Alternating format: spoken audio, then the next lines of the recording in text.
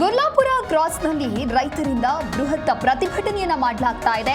ತೀವ್ರ ಸ್ವರೂಪವನ್ನ ಪಡೆದುಕೊಂಡಿದೆ ಕಬ್ಬು ಬೆಳೆಗಾರರ ಹೋರಾಟ. ನಿನ್ನೆ ಸಚಿವ ಎಚ್.ಕೆ. ಪಾಟೀಲ್ ನೇತೃತ್ವದಲ್ಲಿ ಸಭೆ ಕೂಡ ನಡೆಯಿತು. ಆ ಸಭೆಯು ವಿಫಲವಾಯಿತು. ಮುಗಳಕೋಡ ಶ್ರೀಮಠದಿಂದ ಗುರ್ಲಾಪುರ ರೈತರು ಜಾಥಾ ನಡೆಸ್ತಾ ಇದ್ದಾರೆ. ಸುಮಾರು 3,000 ಬೈಕ್ಗಳ ಮೂಲಕ ಜಾಥಾಕ್ಕೆ ಈಗಾಗಲೇ ಪ್ಲಾನ್ ಅನ್ನು ಕೂಡ ಮಾಡಿಕೊಂಡಿದ್ದಾರೆ. 3,000 ಭಕ್ತರು ಹಾಗೆ ಮುರುಘರಾಜೇಂದ್ರ ಶ್ರೀಗಳು ಈ ಒಂದು ಜಾಥಾದಲ್ಲಿ ಭಾಗಿಯಾಗಲಿದ್ದಾರೆ. ಬೆಳಗಾವಿ ಜಿಲ್ಲೆಯ ಮೂಡಲಗಿ ತಾಲೂಕಿನ ಗುರ್ಲಾಪುರ ಕ್ರಾಸ್ನಲ್ಲಿ 8ನೇ ದಿನಕ್ಕೆ ಕಾಲಿಟ್ಟಿದೆ ರೈತರ ಹೋರಾಟ. ಕಳೆದ 7 ದಿನಗಳಿಂದಲೂ ಕೂಡ ನಿರಂತರವಾಗಿ ಹೋರಾಟವನ್ನ ಮಾಡ್ತಾ ಇದ್ದಾರೆ ರೈತರು. ನಿನ್ನೆ ಕಾನೂನು ಸಚಿವ ಎಚ್.ಕೆ. ಪಾಟೀಲ್ ನೇತೃತ್ವದಲ್ಲಿಯೂ ಕೂಡ ಸಭೆಯನ್ನ ಮಾಡಲಾಗಿತ್ತು. ರೈತರ ನಿಯೋಗವನ್ನ ಕರೆದೊಯ್ದು ಸಭೆ ನಡೆಸೋದಾಗಿ ಸಚಿವರು ಹೇಳಿದ್ರು. ಇನ್ನು ರೈತರ ನಿಯೋಗ ಕರೆದೊಯ್ದು ಸಿಎಂ ಭೇಟಿಯನ್ನ ಮಾಡಿಸೋದಾಗಿಯೂ ಕೂಡ ಹೇಳಿರ್ತಾರೆ. ರೈತರು ಇದಕ್ಕೆ ಒಪ್ಪದ ಹಿನ್ನೆಲೆಯಲ್ಲಿ ನಿನ್ನೆ ನಡೆದಿರುವಂತಹ ಸಂಧಾನ ಸಭೆಯೂ ಕೂಡ ವಿಫಲಗೊಂಡಿತ್ತು. ಇವತ್ತು ಮತ್ತಷ್ಟು ತೀವ್ರ ಸ್ವರೂಪವನ್ನ ಪಡೆದುಕೊಂಡಿದೆ ರೈತರ ಹೋರಾಟ. ಜಡಗ ಮಠದ ಶ್ರೀ ಡಾಕ್ಟರ್ ಮುರುಘರಾಜೇಂದ್ರ ಮಹಾಸ್ವಾಮೀಜಿಯವರು ಭಕ್ತ ಸಮೂಹದೊಂದಿಗೆ ರೈತರ ಪ್ರತಿಭಟನೆಯಲ್ಲಿ ಭಾಗಿಯಾಗಲಿದ್ದಾರೆ. ಸುಮಾರು 3,000 ಬೈಕ್ ರ್ಯಾಲಿ ಮೆರವಣಿಗೆ ಮುಖಾಂತರ ಶ್ರೀ ಮಠದಿಂದ ಗುರ್ಲಾಪುರ ರೈತರ ಪ್ರತಿಭಟನೆಯ ವೇದಿಕೆವರೆಗೂ ಕೂಡ ಮೆರವಣಿಗೆಯ ರ್ಯಾಲಿ ನಡೆಯಲಿದೆ. ಕಳೆದ 7 ದಿನಗಳಿಂದಲೂ ಕೂಡ ನಿರಂತರವಾಗಿ ಹೋರಾಟ ಏನು ನಡೀತಾ ಇತ್ತು ಅದು ಅಲ್ಲಿಗೆ ಎಂಡ್ ಆಗಿಲ್ಲ, ಇವತ್ತು ಕೂಡ ಮುಂದುವರಿತಾ ಇದೆ. ಹಾಗೆ ಈ ಒಂದು ಪ್ರತಿಭಟನೆಯಲ್ಲಿ ಮೆಡಿಕಲ್ ಸ್ಟೂಡೆಂಟ್ಸ್ ಕೂಡ ಜಾಯ್ನ್ ಆಗಿದ್ದಾರೆ. ಇವರು ಕೂಡ ರೈತರ ಪರವಾಗಿ ನಿಂತಿದ್ದಾರೆ. ನಾವು ಕೂಡ ರೈತರ ಮಕ್ಕಳು, ಹಾಗಾಗಿ ರೈತರಿಗೆ ನಮ್ಮ ಬೆಂಬಲ ಅನ್ನೋದಾಗಿ ಒಂದು ಕಡೆ ಪ್ರತಿಭಟನೆಯಲ್ಲಿ ವಿದ್ಯಾರ್ಥಿಗಳು ಕೂಡ ಭಾಗಿಯಾಗಿದ್ದಾರೆ. ಗುರ್ಲಾಪುರ ಕ್ರಾಸ್ನಲ್ಲಿ ಕಬ್ಬು ಬೆಳೆಗಾರರು ಹೋರಾಟವನ್ನ ಮಾಡ್ತಾ ಇದ್ದಾರೆ. 8ನೇ ದಿನದ ಹೋರಾಟಕ್ಕೆ ಮೆಡಿಕಲ್ ವಿದ್ಯಾರ್ಥಿಗಳು ಕೂಡ ಸಾಥ್ ಕೊಟ್ಟಿದ್ದಾರೆ. ಹೋರಾಟದಲ್ಲಿ 50ಕ್ಕೂ ಹೆಚ್ಚು ವಿದ್ಯಾರ್ಥಿಗಳು ಭಾಗಿಯಾಗಿದ್ದಾರೆ.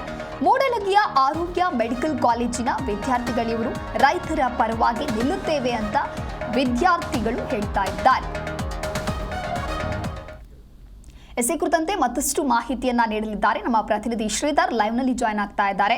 ಶ್ರೀಧರ್, ಇನ್ನು ಗುರ್ಲಾಪುರ ಕ್ರಾಸ್ನಲ್ಲಿಯೂ ಕೂಡ ರೈತರಿಂದ ನಿರಂತರವಾಗಿ ಪ್ರತಿಭಟನೆಯನ್ನ ಮಾಡಲಾಗ್ತಾ ಇತ್ತು. ಆ ಒಂದು ಪ್ರತಿಭಟನೆ ಇವತ್ತು 8ನೇ ದಿನಕ್ಕೆ ಕಾಲಿಟ್ಟಂತೆ ತೀವ್ರ ಸ್ವರೂಪವನ್ನ ಪಡೆದುಕೊಂಡಿದೆ. ಇನ್ನೊಂದು ಕಡೆ ನೆನೆಯೂ ಕೂಡ ಸಭೆ ಮಾಡಲಾಯಿತು ಎಚ್.ಕೆ. ಪಾಟೀಲ್ ಅವರಿಂದ. ಆ ಒಂದು ಸಭೆಯೂ ಕೂಡ ವಿಫಲವಾಯಿತು. ಹಾಗಾಗಿ ಮುಂದಿನ ನಡೆ ಏನು, ಜೊತೆಗೆ ಈಗ ಯಾವ ರೀತಿಯಾಗಿ ಪ್ರತಿಭಟನೆ ಸಾಗ್ತಾ ಇದೆ? ಖಂಡಿತ ದಿವ್ಯದಾಸ್, ಏನಂತಂದ್ರೆ ಇವತ್ತು ಕಳೆದ 8 ದಿನಗಳಿಂದ ಕೂಡ ಏನಂತಂದ್ರೆ ರೈತರ ಒಂದು ಪ್ರತಿಭಟನೆ ಈಗಾಗಲೇ ಏನೋ ಬೆಳಗಾವಿ ಜಿಲ್ಲೆ ಮೂಡಲಗಿ ತಾಲೂಕಿನ ಗುರ್ಲಾಪುರ್ನಲ್ಲಿ ನಡೆದಿರ್ತಕ್ಕಂಥದ್ದು. ಆದ್ರೆ ನಿನ್ನೆ ಅಷ್ಟೇ ಏನಂತಂದ್ರೆ ಕಾನೂನು ಸಚಿವ ಆಗಿರ್ತಕ್ಕಂತಹ ಎಚ್.ಕೆ. ಪಾಟೀಲ್ ಅವರು ಕೂಡ ಏನಂತಂದ್ರೆ ಬಂದಿದ್ರು.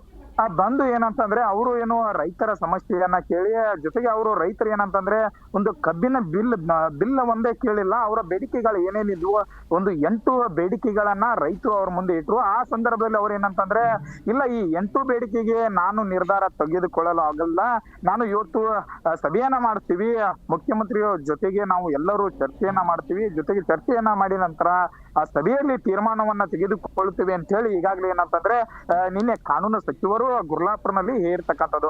ಅದ್ರ ಜೊತೆಯಲ್ಲಿ ಏನಂತಂದ್ರೆ ಅವರು ಇವತ್ತು ಒಂದು ಸಭೆಯನ್ನ ಮಾಡಿ ನಂತರ ನಾಳೆಗೆ ಏನಂತಂದ್ರೆ ನಿಮಗೆ ಯಾವ್ದು ರೀತಿಯಾಗಿ ನಾವು ಒಂದು ಯಾವ ರೀತಿ ಬೆಲೆ ಕೊಡ್ಬೇಕು, ಮತ್ತೆ ನಿಮ್ಮ ಏನೋ ಒಂದು 8 ಬೇಡಿಕೆಗಳು ಇದಾವೆ, ಅವರಲ್ಲಿ ಯಾವ್ದನ್ನ ನಾವು ಕೊಡ್ತೀವಿ, ಮತ್ತೆ ಎಷ್ಟರ ಮಟ್ಟಿಗೆ ನಮ್ಮ ಸರ್ಕಾರ ಎಲ್ಲ ರೀತಿ ಚರ್ಚೆಯನ್ನ ಮಾಡಿರುತ್ತೆ, ಅದು ಎಷ್ಟರ ಮಟ್ಟಿಗೆ ನಿಮಗೆ ಬಿಲ್ ಅನ್ನ ಕೊಡ್ತೀವಿ ಅಂತ ಹೇಳಿ ನಾವು ಇವತ್ತು ಒಂದು ನಿಮಗೆ ಏನಂಬುದನ್ನ ಹೇಳ್ತೀವಿ. ಇಲ್ಲ ಜೊತೆಗೆ ನೀವು ಒಂದು 10 ಜನ ರೈತರು ಕೂಡ ನಮ್ ಜೊತೆಗೆ ಬನ್ನಿ, ನಾವು ಚರ್ಚೆ ಮಾಡೋಣ ಅಂತ ಒಂದು ಕಾನೂನು ಸಚಿವರು ಹೇಳ್ತಕ್ಕಂಥದ್ದು. ಆದ್ರೆ ರೈತರು ಏನಂತಂದ್ರೆ ಅವರ ಯಾವುದೇ ಮಾತಿಗೂ ಕೂಡ ಏನಂತಂದ್ರೆ ಕಿವಿ ಕೊಡ್ಲಾರದೆ, ಇಲ್ಲ ಸರ್ ನೀವು ನಮ್ಮ ಜಿಲ್ಲಾಧಿಕಾರಿಗಳಿಗೆ ಒಂದು ಈ ಚರ್ಚೆ ಮಾಡಿ ಒಂದು ಮೀಟಿಂಗ್ ಅನ್ನ ಮಾಡಿ ತಿಳಿಸ್ಬೇಕು, ಅವರು ನಮಗೆ ತಿಳಿಸ್ತಾರೆ, ಆದ್ರೆ ನಾವು ಯಾವುದೇ ತರದ ರೈತರು ನಿಮ್ಮ ಜೊತೆಗೆ ಬಂದು ಚರ್ಚೆಯನ್ನ ಮಾಡಲು ಏನೂ ನಮ್ಮ ಕಡೆ ಉಳಿದಿಲ್ಲ.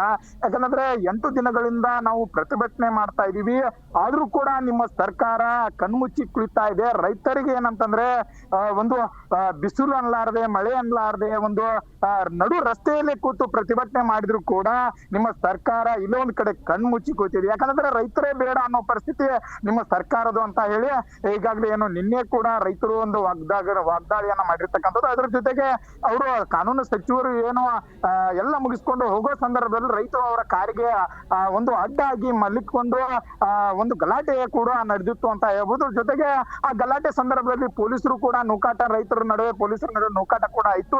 ಅದರಲ್ಲಿ ರೈತರಿಗೆ ಕೆಲವೊಂದಿಷ್ಟು ರೈತರಿಗೆ ಏಟು ಕೂಡ ಆಗಿರ್ತಕ್ಕಂಥದ್ದು. ಇದೆಲ್ಲ ಜೊತೆಗೆ ಇವತ್ತು ಏನಂತಂದ್ರೆ 8ನೇ ದಿನದಂದು ಈಗಾಗಲೇ ಮಠಾಧೀಶರು ಕೂಡ ಈಗಾಗಲೇ ಅಲ್ಲಿ ಪ್ರತಿಭಟನೆ ಸ್ಥಳಕ್ಕೆ ಈಗಾಗಲೇ ಸಾಕಷ್ಟು ಪ್ರಮಾಣದಲ್ಲಿ ಬಂದಿರ್ತಕ್ಕಂಥದ್ದು. ಅದ್ರ ಜೊತೆಗೆ ಇವತ್ತು ಏನಂತಂದ್ರೆ ಬೆಳಗಾವಿ ಜಿಲ್ಲೆಯ ರಾಯಬಾಗ ತಾಲೂಕಾ ಮುಗುಳುಕೋಡು ಪಟ್ಟಣದ ಏನು ಶ್ರೀ ಜಿಡಗಾ ಮಠದ ಶ್ರೀ ಷಡಕ್ಷರಿ ಶಿವಯೋಗಿ ಏನು ಮುರುಘ ರಾಜೇಂದ್ರ ಮಹಾಸ್ವಾಮೀಜಿಗಳವರು ಏನಂತಂದ್ರೆ ಇವತ್ತು ಒಂದು ಭಕ್ತ ಸಮೂಹ ಜೊತೆಗೆ ಒಂದು 3000 ಬೈಕ್ ರ್ಯಾಲಿ ಮುಖಾಂತರ ಏನಂತಂದ್ರೆ ಒಂದು ಗುರ್ಲಾಪುರ ಪಟ್ಟಣದ ಅಲ್ಲಿ ಒಂದು ಕ್ರಾಸ್ ಬಳಿ ಏನು ಪ್ರತಿಭಟನೆ ಒಂದು ವೇದಿಕೆಯ ಹತ್ತ ಒಂದು ಮೆರವಣಿಗೆ ಮುಖಾಂತರ ಆಗಮಿಸ್ತಿದ್ದಾರೆ ಅಂತ ಹೇಳ್ಬೋದು. ಜೊತೆಗೆ ಈಗಾಗಲೇ ಏನಂತಂದ್ರೆ ಶ್ರೀಮಠದಿಂದ ಏನು ಸಾಕಷ್ಟು ಪ್ರಮಾಣದಲ್ಲಿ ಅನ್ನದ ವ್ಯವಸ್ಥೆ ಕೂಡ, ಅನ್ನ ದಾಸೋಹದ ವ್ಯವಸ್ಥೆ ಕೂಡ ಅವರೇ ಮಾಡಿರ್ತಕ್ಕಂಥದ್ದು. ಅದ್ರ ಜೊತೆಗೆ ಏನಂತಂದ್ರೆ ದಿನನಿತ್ಯ ಪ್ರತಿನಿತ್ಯ ಏನು ರೈತರಿಗೆ ಏನು ಬೇಕು ಕುಂದು ಕೊರತೆ ಊಟದಲ್ಲಿ ಅನ್ನ ಆಗಿರ್ಬೋದು, ರೊಟ್ಟಿ ಆಗಿರ್ಬೋದು, ಸಾಕಷ್ಟು ಪ್ರಮಾಣದಲ್ಲಿ ಈಗಾಗಲೇ ಶ್ರೀಮಠದಿಂದ ಕೂಡ ಬಂದಿರತಕ್ಕಂಥದ್ದು. ಅದ್ರ ಜೊತೆಗೆ ಇವತ್ತು ಅವರು ಒಂದು 3000 ಬೈಕ್ ರ್ಯಾಲಿ ಮುಖಾಂತರ ಕೂಡ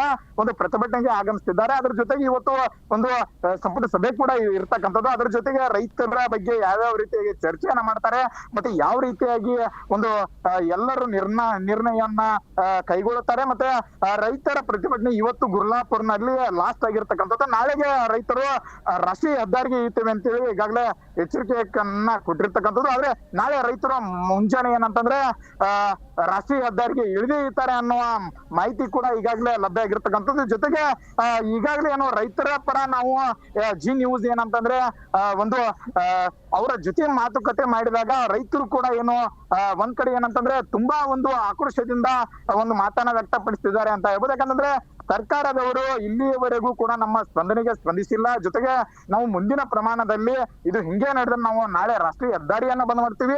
ಜೊತೆಗೆ ಈ ರಾಜ್ಯಾದ್ಯಂತ ಏನು ಕಬ್ಬು ಬೆಳೆಗಾರರು ಏನಿದ್ದಾರೆ ಎಲ್ಲರೂ ಕೂಡ ಬಂದು ಪ್ರತಿಭಟನೆಗೆ ಮುಂದಾಗ್ತಾರೆ. ಆದ್ರೆ ಬೆಳಗಾವಿಯಲ್ಲಿ 2 ಸಚಿವರಿದ್ರು ಕೂಡ ಅವರು ಯಾವುದೇ ರೀತಿಯಾಗಿ ಇಲ್ಲಿ ರೈತರು ಅದಾರೋ ಸತ್ತಾರೋ ಅಂತ ಹೇಳಿ ನೋಡಿಲ್ಲ. ಅವ್ರ ಜೊತೆಗೆ ಅವ್ರಿಗೂ ಕೂಡ ನಾವು ಬಹಿಷ್ಕಾರ ಆಗ್ತೀವಿ ಮುಂದಿನ ದಿನಮಾನಗಳಲ್ಲಿ ಅಂತ ಒಂದು ಎಚ್ಚರಿಕೆಯನ್ನ ಕೂಡ ಕೊಟ್ಟಿರ್ತಕ್ಕಂಥದ್ದು ಅಂತ ಹೇಳ್ಬೋದು.